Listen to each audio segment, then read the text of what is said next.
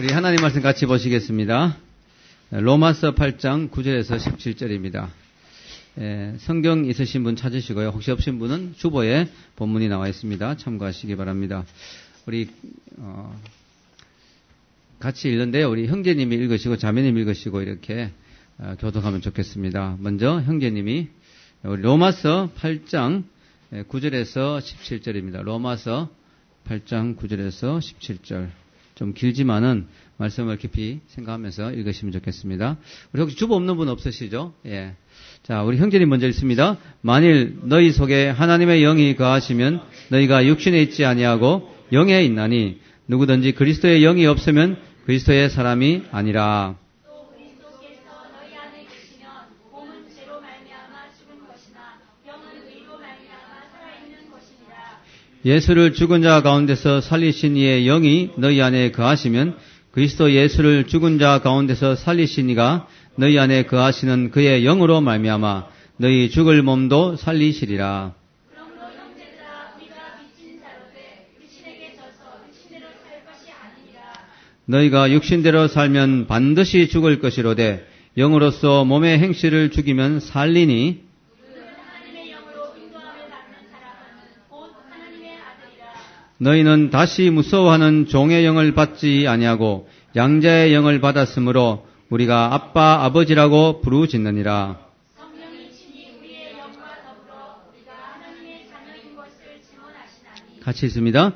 자녀이면 또한 상속자 곧 하나님의 상속자요 그리스도와 함께한 상속자니 우리가 그와 함께 영광을 받기 위하여 고난도 함께 받아야 할 것이니라. 아멘. 잠깐 기도하겠습니다. 하나님 아버지 은혜와 사랑을 감사합니다. 저희들이 이렇게 또 주님 앞에 예배할 수 있는 귀한 장소와 또 시간과 여건과 환경을 허락해 주심을 감사합니다. 무엇보다 주님 앞에 예배자로 설 수 있도록 도와주시고 오늘도 주의 성령께서 함께 하셔서 준비된 말씀을 통하여 우리의 심령에 주님이 말씀하시고 우리의 심령이 활짝 열리고 준비되어서 하나님이 오늘 말씀을 통해서 우리에게 하시고자 하시는 그 하나님의 음성을 들을 수 있도록 도와주시옵소서. 감사하며 예수님의 이름으로 기도합니다. 아멘. 오늘 로마서 8장으로 성경 암송대회가 있습니다. 그래서 제가 지난주부터 해서 로마서 8장 강해 설교를 하고 있습니다. 그래서 한 5주 정도 걸쳐서 할 것입니다. 특별히 오늘은 이 로마서에서 8장 9절에서 17절의 말씀을 보도록 하겠습니다. 로마서 전체 주제는 구원에 관한 주제라고 말씀드렸습니다. 로마서는 구원에 관해서 말하고자 쓴 책입니다. 로마서.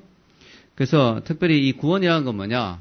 우리의 죄로 인한 율법에 의한 형벌, 저주, 심판, 사망으로부터 우리가 자유케 되는 그것이 바로 구원인 것이죠. 1941년 1월 6일에 미국의 루즈벨트 대통령이 유럽의 전쟁 상태에 관하여 의회 연설을 했습니다. 그때 연설에 많은 내용들이 있었지만 그것을 다 사람들은 기억하지 못하지만 지금도 기억되고 있는 아주 중요한 내용이 있죠. 그것은 뭐냐? 우리가 인간답게 살기 위해서는 자유가 있어야 된다. 그러면서 그는 4개의 자유를 이야기했습니다. 4가지 자유가 있어야 우리가 인간답게 살 수 있다. 그 4가지가 뭐냐면요. 언론의 자유, 마음껏 말할 수 있는, 마음껏 이야기할 수 있는 자유. 그 다음에 예배의 자유. 역시 크리스찬 국가라서 예배의 자유를 이야기했어요. 우리가 예배 드릴 수 있는 자유가 있어야 그게 인간답게 사는 게 아니냐. 또 그 다음에 궁핍으로부터의 자유. 정말 배고프고 먹고 살 게 없으면 그게 인간이 사는 게 아니지 않느냐. 마지막 4번째는 뭘까요? 두려움으로부터의 자유. 사람이 늘 공포에 질려있고 두려워하면 그게 인간이 사는 게 아니지 않느냐. 이 4가지를 이야기했는데 이게 아주 유명한 이야기로 지금도 남아있습니다. 인간에게 이런 자유가 필요하다. 근데 그날 루스벨트 대통령이 언급한 자유가 아니지만 그러나 사실은 더 중요한 또 하나의 자유가 있죠. 그게 뭐냐. 이 4가지가 다 갖추어져도 이거에 대한 자유가 없으면 인간이 정말 제대로 인간답게 살 수가 없는 거죠. 그게 뭐냐면 죄로부터의 자유예요. 늘 죄 가운데 있고 죄책감을 느끼고 늘 죄로 인해서 고생하고 있으면 이게 인간이 정말 자유로운 게 아니죠. 죄에 매여 있는 몸은, 죄의 노예가 되어 있는 몸은 자유로운 몸이 아닙니다. 그래서 우리가 정말 중요한 것은 죄로부터의 자유예요. 로마서는 우리에게 어떻게 하면 죄로부터 자유할 수 있는지를 이야기합니다. 그것은 바로 우리가 죄인으로 태어나서 율법에 매여서 죄로부터 자유하지 못하는데 누가요? 예수 그리스도가 우리 죄를 위하여 십자가에 죽으심으로 우리는 예수 그리스도 안에서 정죄함이 없고 이제는 자유함을 누리게 됐다는 그것이 로마서의 메시지인 것이죠. 여러분, 우리가 죄로부터 자유케 되는 데는요, 세 가지 과정이 있습니다. 여기 주보에도 나오는데요. 첫째는 칭의라고 하죠. 칭의. 영어로 하면 justification, 칭의. 의로워진다. 의롭다고 인정을 받는다. 이것은 뭐예요? 읽어주세요. 죄의 형벌에서 적시로 구원받는 것입니다. 여기서 포인트는 죄의 형벌에서 구원받는 것이고요. 적시로 구원받는 것이죠. 무슨 말이냐면 이거는 법정적 용어인데 칭의라는 것은 누가 죄를 지어서 죄인으로 이렇게 그 혐의를 받아서 법정에 끌려왔잖아요. 이 사람이 죄인이야. 근데 판사가 판단하기에 이 사람은 죄가 없다고 판단할 수도 있죠. 그래서 판사가 무죄라고 선언합니다. 그럼 그 사람은 죄가 있든 없든 간에 그 시간부터 그 죄로 인한 형벌에서도 자유하게 되는 거죠. 아무도 그 사람을 정죄하거나 벌 줄 수가 없어요. 왜냐하면 판사가 무죄라고 선언했기 때문에. 이게 바로 칭의입니다. 의롭다고 칭하여 주는 거죠. 너는 의롭다. 너는 죄가 없다. 하나님이 예수 그리스도를 통해서 우리에게 예수님을 믿는 그 순간 즉시 그 즉각적으로 너는 이제 정죄함이 없다. 할렐루야. 우리가 진짜 죄가 없어서 그런 게 아니고 하나님 보시기에는 죄가 없다고 봐주시겠다는 거죠. 예수님 때문에. 예수님이 죄값을 대신 다 지셨기 때문에 우리를 죄가 없는 자로 인정해 주겠다는, 죄가 없는 자인 것처럼 대해 주겠다는, 하나님의 심판대 앞에서 죄 없는 자인 것처럼 무죄인 것처럼 대해 주겠다는, 지옥의 선고를 안 내리겠다는, 심판의 선고를 안 내리겠다는 약속이죠. 이게 칭의죠. 이건 즉각적으로 일어납니다. 예수님을 믿는 순간 여러분은 사망에서 생명으로 옮겨졌습니다. 할렐루야. 그럼 두 번째는 뭐냐? 그럼에도 불구하고 우리가 이 세상을 살다 보면 자꾸 죄가 나오죠. 근데 이 죄는 우리를 지옥 가게 하는 죄는 아니에요. 그러나 우리는 더 거룩하게 살고 싶죠. 이게 바로 성화입니다. 두 번째가 바로 성화라고 하죠. 이것은 죄의 능력에서 죄가 여전히 능력을 가지고 있어요. 이 땅을 살 때는 죄가 우리에게 영향력을 미치고 있어요. 물론 우리는 천국 가지만, 물론 우리는 죄를 지어도 지옥 가는 건 아니지만, 그러나 우리가 죄의 영향력이 있습니다. 그래서 부부싸움 하기도 하고, 화를 내기도 하고, 누굴 미워하기도 하고, 죄의 영향이 우리 속에 있어요. 그죠? 이것을 하나님은 한꺼번에 없애주지 않아요. 이거는 우리가 투쟁해야 됩니다. 성화의 과정. 이것은 죄의 영향에서 여기 보면은 적시로 아니고 점차적으로 조금씩 더 거룩해지는 거예요. 조금씩 더 하나님의 뜻대로 살아가게 되는 거죠. 우리 훈련을 시키시는 거죠, 하나님. 이게 바로 성화의 과정입니다. 그럼 세 번째는 뭐냐? 뭘까요? 크리스천 파운데이션 제 수업을 듣는 학생들은 알 수도 있는데, 영화입니다, 영화. 글로리피케이션 하죠. 그래서 칭의는 justification, 또 성화는 sanctification, 영화는 글로리피케이션. 글로리의 말 아시죠? 글로리, 영광스럽게 되는 거예요. 우리가 천국 딱 들어간 그 순간부터 우리는 죄하고 완전히 상관이 없는 사람이 되는 거예요. 할렐루야. 그날이면 얼마나 행복할까요, 여러분? 그래도 우리가 거룩하게 살고 싶지만 여전히 죄의 영향을 받고 죄 때문에 고민하고 이런데 천국 딱 들어간 순간부터 이제는 완전히 영화로운 몸으로, 예수님과 같은 몸으로 바뀌면서 우리는 뭐요? 완전히 죄하고 상관이 없는 존재가 되는 거야. 천국엔 죄가 전혀 없잖아요. 이걸 바로 영화의 단계, 죄의 존재에서, 죄라는 존재에서부터 아예 궁극적으로 완전히 영원히 구원받는 것이죠. 천국 들어간 순간에, 천국 문을 들어가는 순간에 그 일이 일어나는 거야. 그날을 우리는 기다리는 거죠. 천국 들어가면 우리가 영화로운 몸으로, 그래서 농담으로 천국 들어간 순간 영화 한 편 찍는다는 거예요. 영화. 근데 그 영화가 아닙니다. 무비가 아니고 글로리피케이션. 완전 영화롭게 되는. 천국 들어가는 순간에 우리는 영화롭게 되는 순간이 오는 것이죠. 우리는 그날을 사모하는 거죠. 그래서 우리는 지금 어디 있느냐? 이미 칭의는 받았고 이미 우리는 무죄로 하나님 앞에서 이제 지옥 심판은 없습니다. 무죄 선언을 받았고요. 그러나 그럼에도 불구하고 몸에는 육체를 입고 있기 때문에 죄의 영향이 있어요. 그 영화의 그날을 기다리면 우리는 성화의 삶을 사는 거예요. 이 땅에서. 할렐루야. 그래서 우리는 성화는요, 날마다 투쟁하고 노력해야 돼요. 하나님 그걸 그저 공짜로 주시지 않아요. 선물로 주시지 않아요. 왜냐하면 사람이 성화까지 우리가 그저 받아버리면 교만해질 수 있죠. 교만해지고 또 뭐예요? 영적으로 자라지 않죠. 우리는 그렇잖아요. 운동도 계속하고 하면서 근육을 키우고 하듯이 우리가 영적 근육을 키우기 위해서 하나님이 성화의 과정을 우리에게 선물로 그냥 주시지 않고 과정을 통해서 훈련을 통해서 또 투쟁을 통해서 노력을 통해서 얻도록 하시는 거죠. 여러분 우리가 죄를 지어도 지난 시간에 이야기했지만 우리가 하나님의 율법을 깨트린 게 아니라고 했죠. 왜냐하면 하나님은 예수님을 믿는 순간 우리를 세상 사람과 다르게 취급하시죠. 하나님은 하나님의 자녀로 인정하십니다. 자녀는요, 하나님이 우리 부모님도 그렇죠. 자녀는 법대로 심판하지 않죠. 자녀가 실수로 아빠 차를 들이받아가지고 어디 차를 이렇게 고장냈다. 아니면 차를 상하겠다. 아버지가 바로 법정으로 끌고 가지 않죠. 야, 좀, 그렇지만, 야, 잘못했지, 너. 그렇지만, 어떡하겠냐. 너 잘못했지. 아버지 잘못했어요. 그럼 용서해 주는 거예요. 미안해 하고 아버지한테. 그리고 다음부터 잘해. 이런 거지. 법정으로 끌고 가서 물어내라고 하진 않죠.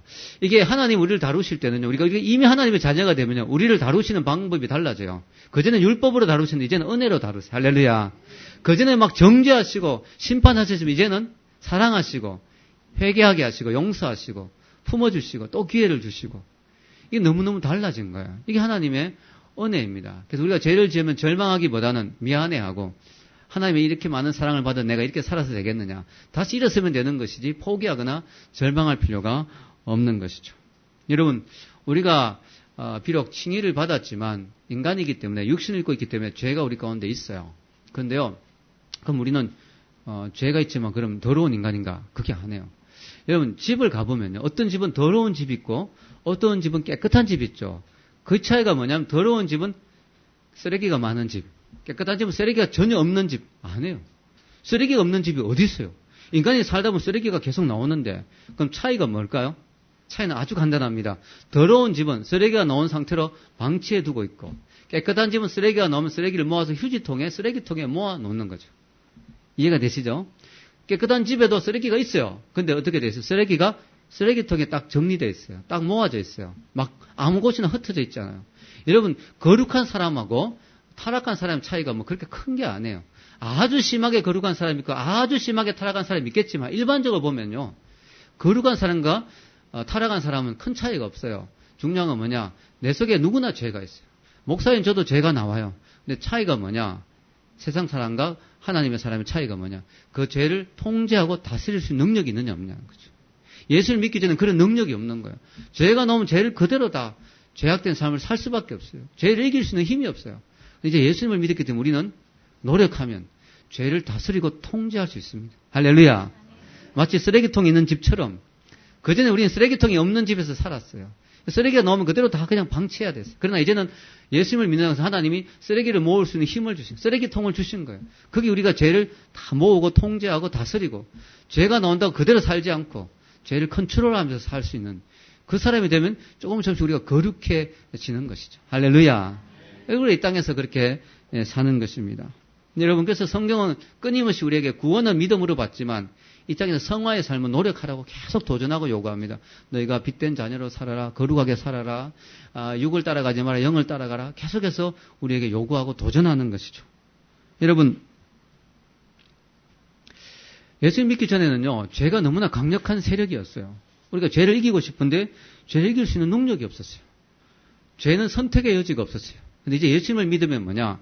죄가 없는 것은 아니지만 선택할 수 있어요. 죄를 선택하지 않고 거룩을 선택할 수 있고 의를 선택할 수 있고 하나님을 선택할 수가 있어요. 어둠을 선택하지 않고 빛을 선택할 수 있는 능력이 주어졌어요. 그게 하나님의 은혜인 것이죠. 그래서 여러분 사람들이 왜 지금도 죄를 선택하느냐? 심지어는 예수님을 믿는 사람도 죄를 이길 수 있고 죄를 다스릴 수 있는 능력이 있지만 왜 죄를 선택하느냐? 그것은 뭐냐면은 죄가 더 좋아 보이기 때문에 그래요. 죄가 더 재밌고 즐겁고 나에게 더 큰 행복을 줄 것 같이 보이기 때문에 그래요. 그래서 그런 사람들은 죄를 이길 수 있게 힘을 달라고 기도만 할 뿐 아니라 이런 기도도 해야 돼요. 하나님, 하나님으로부터 오는 정말 신앙생활 잘할 때 정말 주님을 잘 믿을 때 오는 그 기쁨, 그 영광, 그 은혜, 그 감격 그걸 좀 맛보게 해주세요. 할렐루야. 그걸 체험하고 나면은 죄가 주는 기쁨과 즐거움 시시해서 안 따라가는 거예요. 여러분 지금 엄마 아빠가 아이 보고 야 디즈니랜드 가자 하는데 엄마 여기 지금 저 구슬치기 좀 더 할게요. 이럴 애가 없잖아요. 디즈니랜드 그 즐거운 곳이 기다리고 있는데 지금 이 구슬치기가 너무 재밌어서 안 간다 할 리는 없잖아요. 그 주님이 주시는 그 기쁨, 정말 의를 따라 살아가고 주님이 기뻐하시는 삶을 살 때 누리는 그 행복과 기쁨과 자유와 즐거움과 그 놀라운 은혜가 얼마나 큰지를 알면 죄를 자꾸 좋아하지 않게 되는 거죠. 그래서 여러분이 인생에서 그걸 맛봐야 돼요. 하나님 은혜를 맛보고 하나님 주신 기쁨을 맛보아야 돼요. 그걸 자꾸 느끼게 되면 이게 더 재밌네. 야, 하나님 주신 은혜가 더 크네. 야, 오늘 저녁에 텔레비전 드라마 보는 것보다 성경 보는 게 더 행복하네. 이걸 느끼게 되는 것이죠. 성경이 뭐 더 재밌어 드라마가 더 재밌지? 아니에요. 성경의 진짜 맛을 느끼면 뭐예요? 꿀송이보다 더 달다고 그러잖아요. 그걸 느끼게 되면 이제는 하나님 찾는 쪽으로 가는 것이죠. 자, 여러분 오늘 성경은요, 우리가 자꾸 육신대로 살고 죄를 따라가지 않고 승리하는 비결을 이야기합니다. 12절에서 13절 주보에 나오죠. 승리의 비결 같이 읽겠습니다. 그러므로 형제들아 우리가 빚진 자로 돼 육신에게 져서 육신대로 살 것이 아니니라. 너희가 육신대로 살면 반드시 죽을 것이로되 영으로서 몸의 행실을 죽이면 살리니. 아멘. 성경에 특히 로마서 8장은 그렇게 길지 않은데 영이란 말 혹은 성령이란 말이 무려 21번이나 나옵니다. 그것은 뭐냐? 너희들이 육을 자꾸 따라가지 말고, 영은 인간의 영혼도 말하기도 하고요. 때로는 성령을 의미하기도 하고. 어쨌든 영으로 살아. 영적인 삶을 살아라. 자꾸 육신의 느낌이나 육신의 욕구나 육신의 요구대로 따라가지 말고 자꾸 영적인 걸 추구하라. 그러면 산다는 거죠. 우리가 영으로서 육신을 자꾸 죽이고 육신이 원하는 대로 자꾸 가지 말라는 거죠. 자꾸 영적인 것을 추구하다 보면 육신을 이길 수 있는 힘이 생기고 너희가 살 수 있다는 거죠. 우리 인간은요, 하나님 만드실 때 흙으로 만드셨죠. 그래서 우리가 육이 있습니다, 육이. 근데 동물도 흙으로 만들었거든요. 그래서 우리 인간이 자꾸 육만 따라가면 동물의 수준으로 자꾸 떨어져요. 근데 인간이 동물과 다른 점이 뭘까? 하나님이 거기에 하나님의 영을 불어넣으셨어요. 이건 동물에게는 안 주신 거거든요. 그래서 우리가 영을 따라가면 자꾸 하나님의 형상을 담게 되고 하나님의 사람으로 변화되어지는 거죠. 그래서 우리 속에는 두 가지 투쟁이 언제나 있는 거죠. 동물적인 본능을 그대로 따라 살 것이냐, 아니면 하나님 주신 그 고귀한 영적인 그런 삶을 추구할 것이냐. 유럽이란 나라가 성경을 사랑하고 종교개혁을 하고 하나님의 말씀대로 살았던 때가 있었어요, 유럽이. 그때 정말 찬란한 유럽 문명이 꼽혔고 신사의 나라가 되었고 정말 거룩하고 아름다운 나라였는데 이 성경을 언제부터 버리기 시작했어요, 유럽이. 그래가지고요, 점점 유럽이 육을 따라가기 시작했어요. 그래가지고요, 제가 벌써 20년도 더 전이죠. 유럽을 한 달 동안 있었지 않습니까? 너무너무 충격을 받았어요. 네덜란드 같은 경우는 정말 화려한 개혁주의, 정말 그 개혁주의의 본산이고 그런데요. 암스테르담에 갔는데요. 그 뒷골목을 갔는데 막 역겨워서 견딜 수가 없어요. 그 영적으로 막 누르는 것과 그 음란하고 퇴폐한 문화가요, 얼마나 음란한지요. 막 그 뒷골목에 그냥 관광객들에게 뭐 파는데도 전부 카드부터 시작해서 모든 것이 다 음란해요. 완전히 육을 따라갔나. 지금 뭐 동성연애부터 해가 얼마나 심각합니까? 이 사람이 육을 자꾸 따라가다 보면요, 동물의 수준으로 자꾸 떨어지는 거예요. 우리가 힘들지만 영을 자꾸 추구하고, 할렐루야, 하나님을 구하고 예배를 사모하고 말씀을 사랑하고 기도한 자리에 놓고 자꾸 가다 보면 자기도 모르게 영적인 사람이 되어 있는 거야. 어떻게 보면 육적인 사람, 영적인 사람은요, 처음엔 종이 한 장 차예요.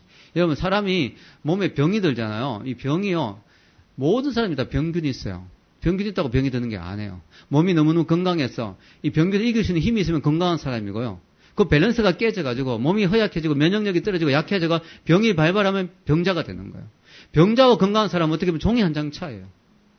우리가 영의 세계와 육의 세계가요, 경계가 널리 있어요. 우리가 조금만 방심하면 육의 세계로 떨어져 버려요. 그 타락한 인생이 되는 거예요. 근데 조금만 정신 차리고 영적으로 살면 거룩한 사람이 되는 거예요. 할렐루야. 우리가 정신 차려야 되는 거죠. 성경은 영을 따라가라, 영을 추구하라. 하나님은요, 우리가 영적인 싸움에서 승리할 수 있도록요, 우리에게 은혜를 주시는 거예요. 여러분, 우리가요, 젊은이들을 보면요, 여러분 삶에서 영적인 것이 하나님의 예수님의 향기가 묻어 나와야 돼요. 교회 오래 다닌다, 열심히 다닌다, 그게 그렇게 결정적이잖아요. 예를 들어, 나 교회 20년 다녔어. 근데 그 사람의 카톡에 들어가 보거나, 그 사람에게 전화를 해보거나, 그 사람의 페이스북에 들어가 보면요, 전부 세상 이야기밖에 없어요. 음악도 세상 음악밖에 없고. 그럼 이게 영의 사람이 아닌 거예요. 교회 다닌 지 2년밖에 안 됐는데 전화 벨 소리가 막 찬양이고, 여러분 카톡에 들어가도 막 성경 그림이 막 올라와 있고, 이거 하나님의 사람. 이거 보면 알거든요. 이게 느낌이 온다는 거죠. 물론 그거 하나로 다 판단할 수는 없겠죠. 그러나 여러분 속에서 영의 사람의 흔적들이 자꾸 나와야 돼요. 영의 사람의 흔적들이. 말투에서도 자꾸 하나님 은혜다. 기도 더 해야 되는데. 오늘 성경 많이 못 읽었어. 더 읽어야 되는데. 큐티하고 싶은데. 이런 말들이 자꾸 나와죠. 말하는 것이 100%다 세상 이야기밖에 없다. 그게 영의 사람이 아닌 거죠. 여러분 우리가 교회 오래 다닌 걸로 속이면 안 돼요. 내가 20년 교회 다니니까 난 영의 사람이다. 아니에요. 그거 알 수 없는 거예요. 우리가 우리 삶에서 영의 사람의 형기가 자꾸 나와야 돼요. 우리 영적 투쟁이거든요. 여러분 존 번연은 이런 말을 했죠. 읽겠습니다. 한 군데라도 구멍이 나면 배가 가라앉는 것처럼 하나의 죄가 사람을 멸망시킬 수 있다. 우리가 긴장해야 되는 거죠. 배에 구멍 하나 별거 아니지만 그것 때문에 배 전체가 가라앉을 수도 있어요. 우리가 우리 삶에서 작은 죄 하나라도 자꾸 허용하다 보면 어느 사이 영적으로 완전히 난파하는 침몰하는 그런 상황이 될 수가 있어요. 그래서 여러분 거룩의 삶도 훈련이 필요하다는 거죠. 자꾸 몸의 행실을 죽이고 여러분 그래서 금식기도를 왜 합니까? 굶어서 떼쓰려고 하나님께 금식기도 하는 게 아니에요. 육을 죽이는 훈련을 하는 거죠. 그게 금식기도거든요. 육을 죽이는 훈련.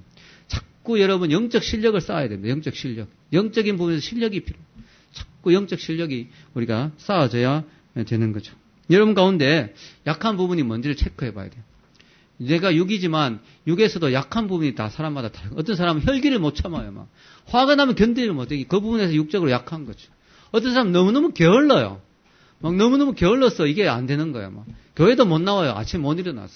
청년들 그런 사람 많죠. 너무너무 게으른. 이것도 육이 약한 거거든요. 어떤 사람은 성질이 너무 급하다든가. 어떤 사람은 뭐 성적으로 문제가 있다든가. 자기에게 약한 부분이 있죠. 어떤 사람은 중독이 심하다든가. 이런 것들을 잘 체크하면서 내가 약한 부분을 내가 영적으로 바꿀 수 있도록 노력을 해야 되는 것이죠.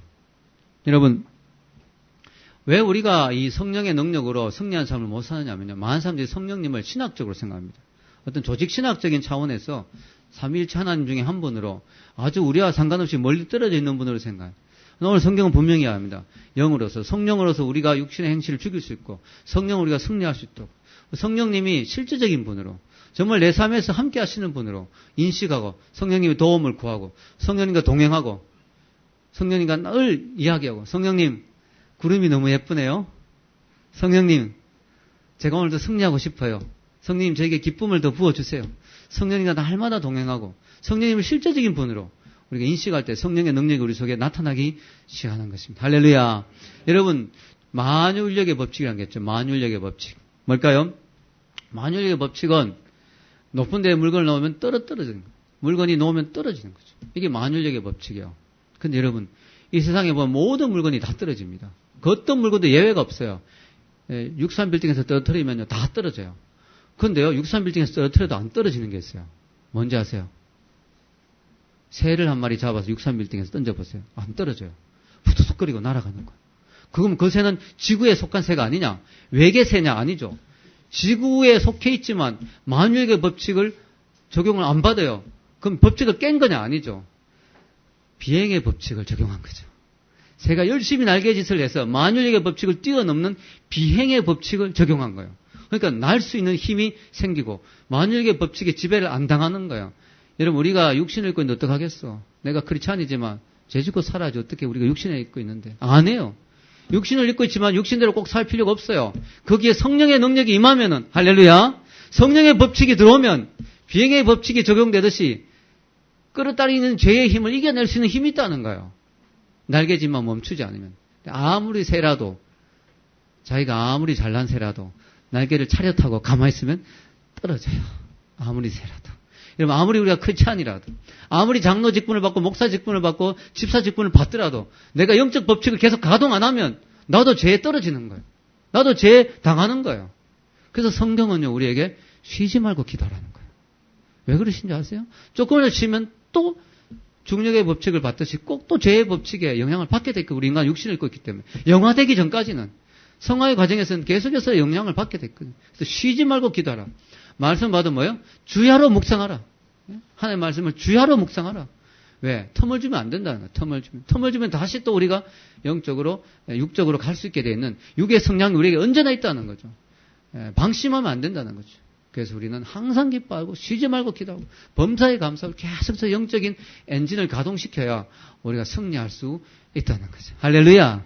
참, 이런 비밀은 참 돈 많이 줘도 못 배우는 건데, 예, 저도 한 30년 죄와 싸워보니까 이런 깨달음이 오더라고요. 야, 그렇다. 왜 하나님이 우리에게 날마다 기다리라고 했는지, 우리가 계속해서 긴장해서 해야 되는 거죠. 여러분, 철학자 루소가 그런 말을 했어요. 루소가 10대 때는 사람이 10대 때는 과자에 움직인다. 과자를 보면 아이들이 막 따라가죠. 20대 때는 연인에 움직인다. 20대는 연인이 큰 힘을, 마음에 드는 사람 보면 막 따라가잖아요. 30대는 쾌락에 움직인다. 40대는 야심에 움직인다. 50대는 욕망에 움직인다. 이런 말 루소가 했어요. 제가 루소의 그 말을 보면서 이런 생각을 했어요.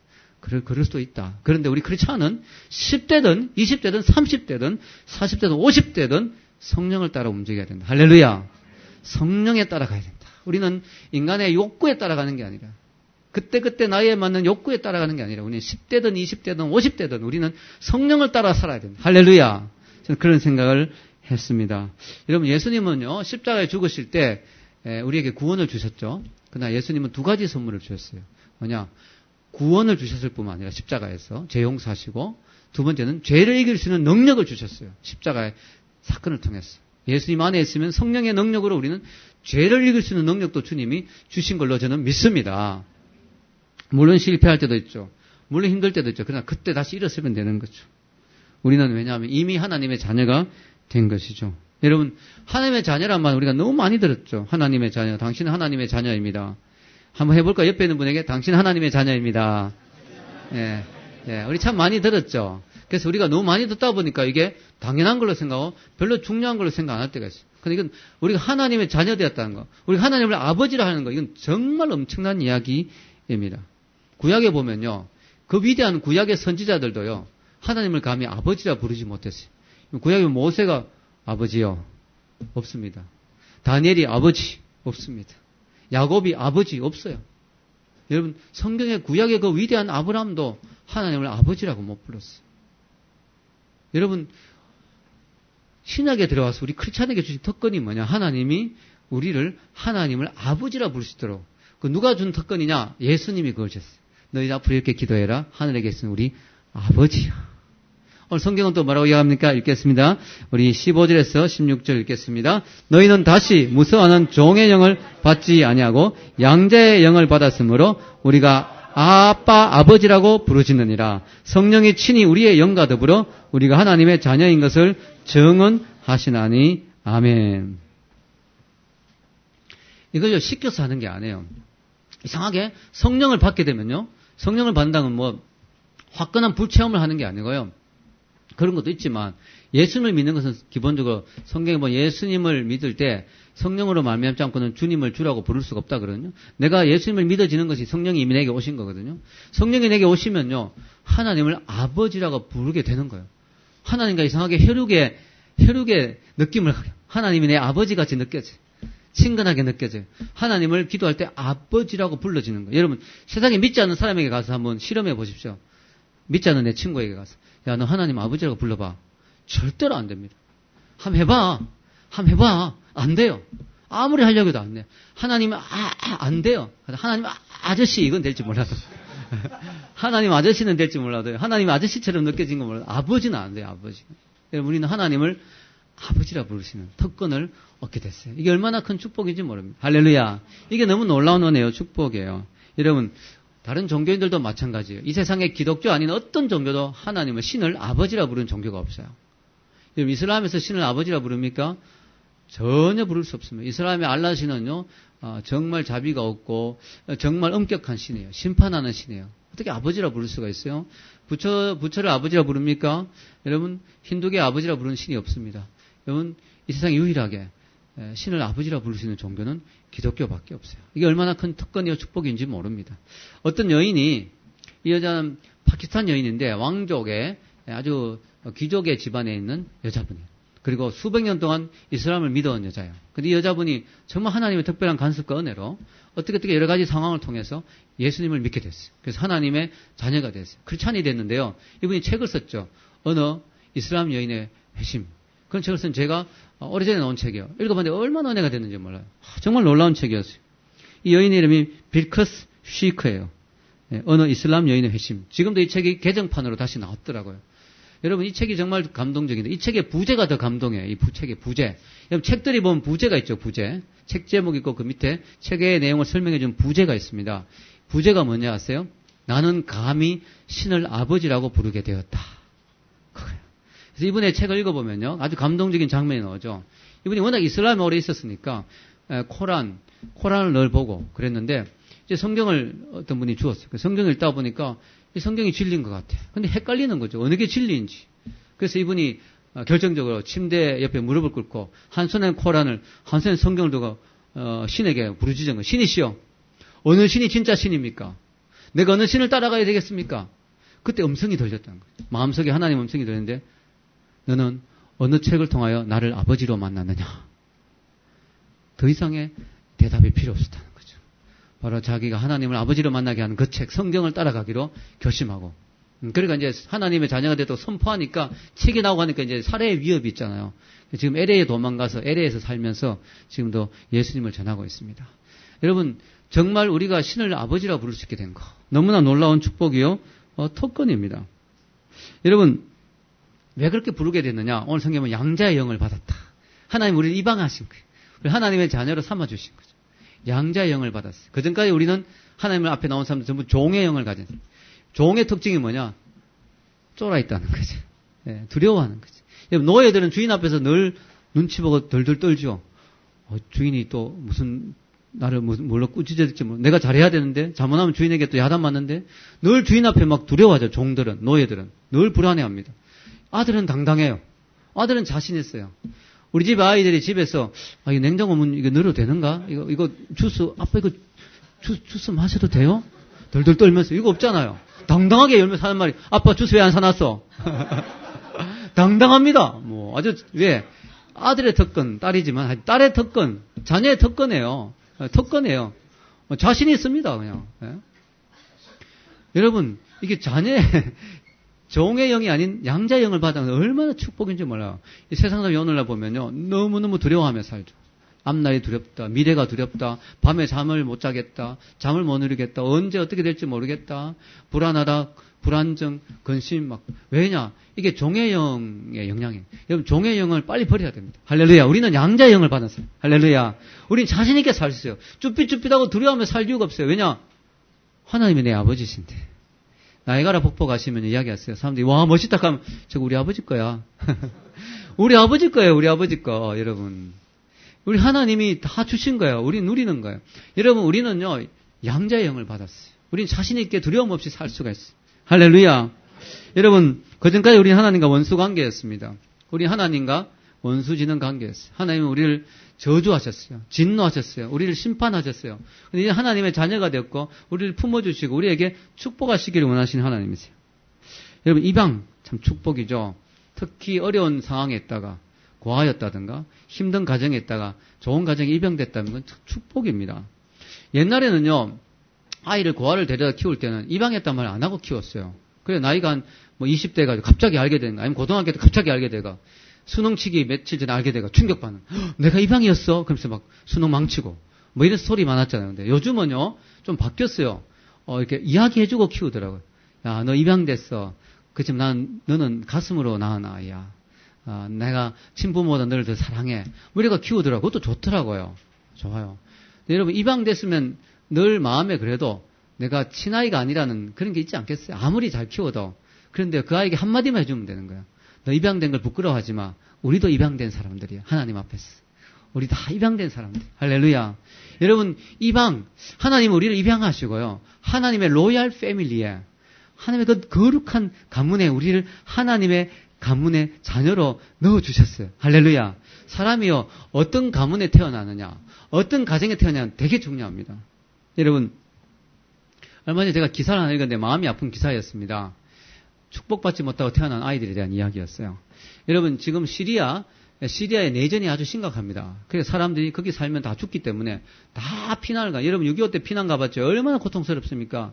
피난을 다 가는 거예요. 그런데 갈 데가 없으니까 이제 국경을 넘어서 가다 보니까 멀리 가지도 못해요. 그래가지고 요르단 국경지대에 있는 자타리 캠프라는 캠프에 가는데요. 이 캠프가 이제 임시로 만든 캠프인데 6만 명을 수용할 수 있는 그런 캠프죠. 근데 지금 16만 명이 와 있어요. 그러니까 뭐 화장실부터 해서 뭐 너무 열악한 상황이죠. 근데 너무너무 고통스러운데 거기에 사는 사람들이 16만 명이 모여있으니까 거기도 인간이 사는 곳이니까 아이가 태어난대요. 매일 10명 이상의 아이가 태어난다는 거예요. 근데 이 아이들은 전혀 축복받지 못한 아이들. 엄마가 일단 대부분 10대래요. 그리고 영양실조에다가 아이들이 막 미숙아로 태어났는데 인큐베이터도 없어요. 그리고 정신적으로도 문제가 있어요.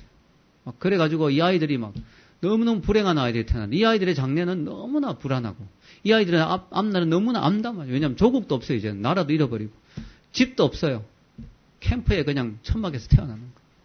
이 아이들을 보면서 너무 마음 아프다는 기사를 읽었는데요. 그 기사를 보면서 동시에 저는 최근에 태어난 한 아이를 생각하게 됐습니다. 그 아이는 원래 7월 22일 날 태어났죠. 온 세상의 모든 축복은 다 받은 것 같은 그런 아이입니다. 바로 영국에서 태어난 왕자의 아들, 로얄 베이비라고 하는 그 아이입니다. 이 아이는 영국 윌리엄 왕세손과 케이트 미들턴 부부 사이에 태어난 첫 아들입니다. 이 아이는 앞으로 영국 왕의 자리를 이어갈 수 있는 그런 가능성이 있는 아이죠. 그래서 로얄 베이비라고 해서 엄청나게 지금 영국이 완전히 지금 떠들썩합니다. 아이가 태어날 때 아이가 태어난 걸 보려고 일주일씩 노숙해 있는 사람도 있고요. 병원 앞에서 1000명이 넘는 사람이 축하를 하고요. 전 세계 내외신 기자들이 몰려들고요. 영국에서 축포가요. 아이가 태어난 날 축포가 103발이 축포가 퍼지고요. 그 다음에 영국의 곳곳에 그 유명한 장소에 다 장식이 되고 막 그런 그리고 이 아이가 태어나자마자 칭호를 받았죠. HRH라는 칭호. HRH는 뭐죠? 히저 또는 헐 로얄 하이니스 전하라는 뜻입니다. 여러분 베이비가 태어났는데 그 아이 보고 전하 이러는 거예요. 전하. 옥체를 보존하시옵소서. 여러분 이 아이하고 저쪽의 아이하고 너무 차이가 나지 않습니까? 이 아이가 태어나서 지금 영국에는 소비 효과가 4,500억 원이 발생할 거라고 해요. 아이가 태어나서 사람들이 흥분해서 막 물건을 사고 아이 용품을 사고 전 세계적으로 막 수출이 되고 그래서 영국이 막 경제가 부흥되고 막 이렇게 될 거라고 기대하고 있습니다. 4,500억 원의 효과가 발생할 거라고. 여러분 똑같은 아이예요. 그 두 아이 놓고 보면 다 베이비예요. 그런데요.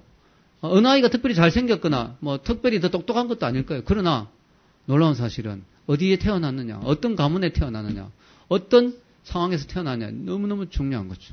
우리는 어디서 태어났냐? 아담의 가문에서 태어났어요. 이 아담의 가문은 바로 저주받은 가문입니다. 심판밖에 없는 거예요. 하나님의 정죄밖에 없어요. 진노의 자식들이에요. 우리가 이런 가문에서 태어났어요. 근데 너무너무 감사하게도 우리는 하나님의 은혜로 로얄 패밀리로 입양이 된 것이죠. 할렐루야. 하나님은 더 이상 우리를 아담의 자손으로 보지 않고요. 하나님의 자녀로 보는 것이죠. 소망이 있는 것입니다. 여러분, 우리가 부족해도 온전히 걸어가지 않아도 우리가 주님 손을 잘 붙들고 있으면 하나님의 자녀의 자리를 잘 지키고 있으면 우리 천국을 갈 수 있는 거죠. 미국 어느 교회에서 부흥회가 열렸습니다. 근데 사람들이 너무 많이 몰려왔어요. 도저히 다 들어갈 자리가 없어요. 그래가지고 16세 이상 입장 금지. 이건 뭐 미성년자가 보면 안 되는 그런 것도 아닌데 16세 이상 왜 더 이상 들어올 자리가 없어요. 아이들은 가라. 애들은 가라. 더 못 들어오니까. 근데 무디 선생님이 그날 설교해요. D.L. 무디 선생님. 설교하러 가려고 이제 예배당을 지나가는데 어떤 아이가 울고 있는 거예요. 12살짜리 어린아이가 울고 있어요. 너 왜 울고 있니? 배고프니? 몸이 아프니? 아니에요. 왜 그러니? 저 오늘 예배당에 너무너무 더 가고 싶은데 이 사람이 무디인지도 모르는 거예요. 오늘 강사 목사님 설교를 너무 듣고 싶은데 그 유명한 분이 온다고 하는데 제가 너무 들어가고 싶은데 못 들어가겠어요. 그래? 알았어. 내 옷자락 지금 잡아. 딱 잡았어. 따라와. 무디 선생님이 밀고 들어가니까 아무도 그 아이를 잡지를 못하는 거예요. 왜? 강사 목사님 옷자락을 잡고 따라 들어오니까. 그래서 강대산까지 데리고 올라왔어. 넌 여기 앉아. 그래서 설교를 들었어요. 15년 후 그 교회 담임 목사님이 부임했는데 바로 그 아이였습니다. 할렐루야. 여러분, 우리가 천국 들어가는 거 어려운 거 아니에요. 우리가 아주 거룩해지고 우리가 죄가 없어지고 완전해지고 우리가 성자처럼 살아서 천국 가는 게 아니라 우리 로얄 패밀리의 자리만 잘 지키고 예수님 딱 붙들고 가면 우리는 천국으로 들어갈 수 있는 거예요. 우리의 공로나 우리의 거룩이나 우리의 노력으로 들어가려면 입장 금지. 그냥 우리가 주님의 옷자락 붙들고 들어가면 통과. 할렐루야. 우리가 주님을 잘 붙들어야 됩니다. 우리가 로얄 패밀리의 축복을 놓치면 안 되는 것이죠. 여러분, 양자가 됐다는 거 우리가 실감이 잘 안 나는데요. 성경에 쓰여져서 이 당시 로마 시대의 배경을 보면요. 로마 시대는 양자를 삼는 일이 흔했습니다. 근데 양자를 된다는 것은 로또 당첨되는 것 이상의 축복이었어요. 왜냐? 많은 경우에 귀족들이 양자를 이렇게 삼았는데 자기에게 아이가 없거나 그럴 땐 다른 집에 가난한 집의 아이를 양자로 삼는가 아니면 심지어 노예의 아이를 양자로 삼는 경우도 있었어요. 마음에 들면. 그래가지고 너무 놀라운 사실은요. 노예 중에 기록에 보면 노예 중에 로마 황제의 양자가 돼가 로마 황제가 된 아이가 있었어요. 완전히 진짜 세상 말로 하면 팔자 고친 거죠. 너무 축복이죠. 여러분 배너라는 영화 보셨죠? 배너. 배너가 인상적인 장면이죠. 배너가 원래 귀족 집안인데 모함을 받아 메살라라는 사람의 모함을 받아가지고 완전히 노예가 돼버린 거예요. 죄인이 돼가지고 노예로 팔려가지고 뭘 하느냐? 배 밑창에서 이거 하는 거예요. 이거. 그 사람은 앞으로 삶의 보장이 없어요. 미래가 없어요. 배 밑창에서 영원히 이것만 하다가 죽는 거예요. 전쟁 나면 배가 가라앉으면서 같이 죽는 거예요. 전쟁 나면 특히 위험한 게 뭐냐면 배가 가라앉았는데 도망갈 수 없어요. 왜냐면 발에 다 쇠사슬이 있는 거예요. 노예들은 도망가지 못하도록. 배가 가라앉으면 같이 죽어야 되는 거예요. 그게 운명이에요. 더 이상 소망이 없어요. 나올 수가 없어요. 어떻게 나와요? 탈출할 수가 없죠. 근데 이제 배너가 기적적으로 살아나는 거죠. 배너 영화에 보면 이제 아주 높은 장군이 그 배를 순시하러 왔다가 이 배너의 눈빛을 보면서 감동을 받는 거예요. 얘가 눈빛이 다른 거예요. 보통 사람하고. 왜냐하면 배너는 반드시 난 살아나가야 된다. 반드시 원수를 갚아야 돼. 막 눈에 불꽃이 튀고 있거든. 이렇게 쟤는 죽으면 안 되네다. 제 발에 쇠사슬 풀어줘라. 딱 풀어준 거예요. 그리고 전쟁이 났는데 배가 가라앉는데 다 죽어갔는데 배너가 살아날 수 있어요. 근데 그 귀족 그 높은 사람이 전쟁에서 진출하고 자결 하려고 하는데 배너가 죽지 못하게 잡았죠. 그리고 알고 보니까 그 배만 부서진 거 전체적으로는 승리한 거예요. 그러니까 그 사람 살려낸 거예요, 배너. 그 배너하고 돌아와서 그 사람을 양자로 삼는 거예요. 배너가 완전히 노예에서 한순간에 완전히 로마의 최고 귀족의 아들이 된 거죠. 그리고 자기 원수 메살라를 찾아가잖아요. 그리고 메살라가 높은 분이 왔다, 높은 분의 자제가 왔다, 이래가 막 황성에서 나간다 보니까 배는 거야. 아니, 너가 어떻게, 그러니까 그 왕이 준, 자기 아버지, 양아버지가 준 그 반지가 있거든요. 귀족 신분의 반지. 그걸 탁 찍으면서 보여주면서 나는 이런 사람이다. 그 장면이 얼마나 통쾌합니까? 예, 양자가 되는 거예요.